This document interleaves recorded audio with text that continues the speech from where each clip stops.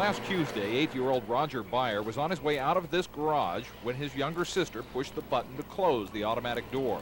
Roger had only a few seconds to slide through the narrowing gap.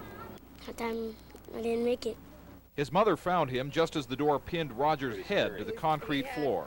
I was screaming at him, "Roger, can you hear me? Roger, Roger."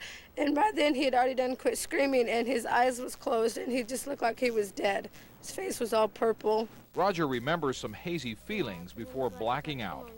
Someone said that when the clock runs out, I'm gonna die, and the clock kept going around and around faster and faster, and it was like water coming through my face, going through my head and stuff. Christine tried unsuccessfully to free her son, then ran to a neighbor for help. No one could raise the door by hand. We wedged an aluminum baseball bat underneath it, thinking that it would turn around and it would start heading back up from the pressure. The rescuers ran inside and found the emergency release cord. But as soon as they released the cord and got the door off of him, they saw his chest expand. He started to breathe. And that's when he got that gasping air and started to breathe again. Roger was flown to the hospital by Life Flight helicopter. Today, he is well, except for broken blood vessels in his eyes. We asked the Consumer Product Safety Commission to examine Byer's door.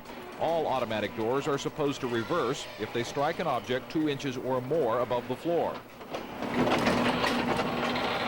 Obviously, it's a very dangerous situation. I would suggest having the door serviced. Other Oregon families have not been so lucky.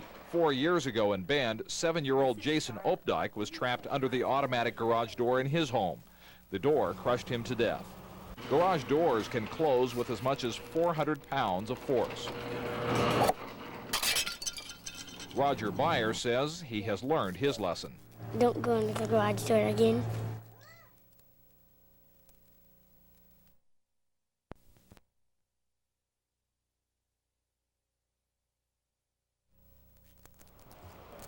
Linda Opdyke and her family will always open their garage door the old-fashioned way from now on. They used to have an automatic door opener, but 3 years ago this month, their 7-year-old son Jason was crushed to death under the machine-driven door.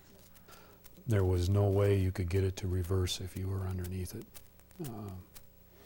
If you were trapped, you were trapped. Jason, who was mentally retarded, had taken the remote control from his father's truck and was trying to crawl under the garage door as it came down.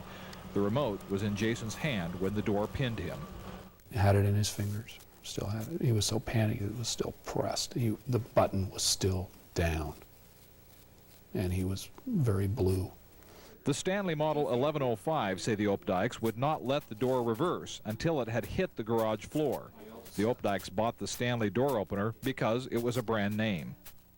They have a name, and that's why you don't buy some garage door opener that doesn't have a brand name, and we trusted Stanley's name. The Consumer Product Safety Commission says thousands of garage door openers pose the same hazard.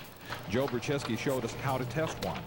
The door should stop and reverse when it strikes the block. It didn't, so Bercheski tried 2 blocks. The unit needs to be adjusted or repaired or replaced. This door could be dangerous to children. Automatic garage doors can exert up to 400 pounds of pressure. The non-reversing type have killed and injured adults as well as children. Since 1982, when federal standards required automatic doors to be self-reversing, 4 adults and 46 children have been crushed to death. Jason Opdyke is one of them. His parents have sued the Stanley Company. Stanley responded by suing the Opdykes for negligence. You go through that doubt again of, did I kill my son? So I don't have a lot of love for Stanley. But our goal was never to get money. Our goal was to have the public be aware. And that's what we got to do.